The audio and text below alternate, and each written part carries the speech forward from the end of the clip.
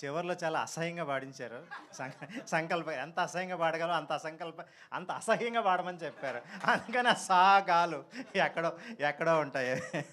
ఈ క్యారెక్టర్ సెలక్షన్కి కూడా అదే క్రైటీరియా ఉండిందంట కదండి. మేబీ ఉండొచ్చు, చెప్పలేదు.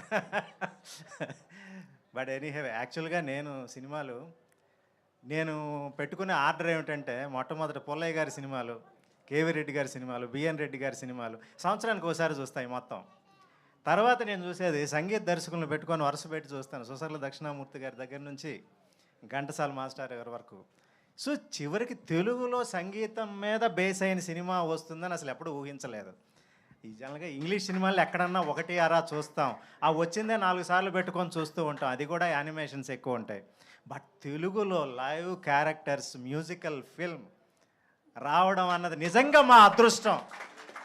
ఎప్పుడో 1940sలో నటులందరికీ గాత్రం ఉండాలి, పాడగలిగిన వాడే నటుడు, పాడగలిగిన వాళ్ళే కేవలం నటులు ఆ రోజుల్లో. అందుకే నాగేశ్వరరావు గారు కూడా మొదట ఆయన సినిమాలకి ఆయనే పాడుకున్నారు. లేకుంటే అసలు అవకాశం ఉండేది కాదు. అది మళ్ళీ బహుశా మన నాగశ్విన్ గారును, సంగీతం సారు ప్లస్ డిఎస్పి గారు ఆ ఆనవాయితీ మళ్ళీ తీసుకొస్తారేమో. అయ్యా మీకు పాట వచ్చా, వస్తేనే మా సినిమాలో వేషం అనే పరిస్థితి. So I'm happy sir. యాక్చువల్గా వేషాలు ఎన్నైనా చేస్తాం, కానీ మా పాట పాడే అవకాశం. శాపం అండి, శాపం ఎవరి మాట వింటుంది? ఎవరి మాట వినదు. కావాలంటే తీసుకోండి. మనం అందరం శాపగ్రస్తులమే, అందులో డౌట్ ఏం లేదు. అదే మా సుమక్క ఇంతకుముందే పాప మా అహల్య వయసు గురించి చెప్తుంది.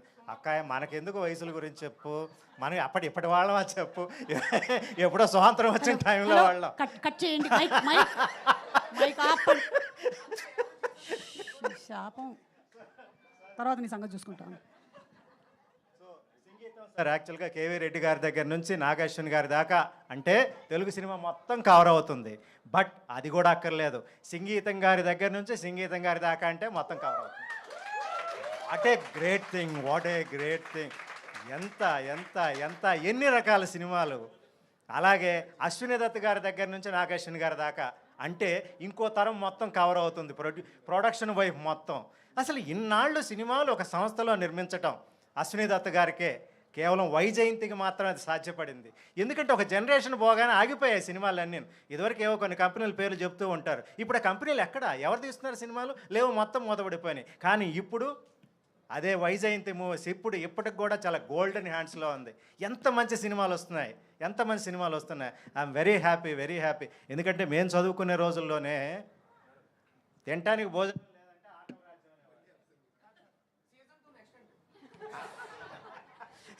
Thank you so much Shivanarayana గారు. Thank you very much. ఆ లాస్ట్ మాట, మీరు చదువుకునే రోజుల్లో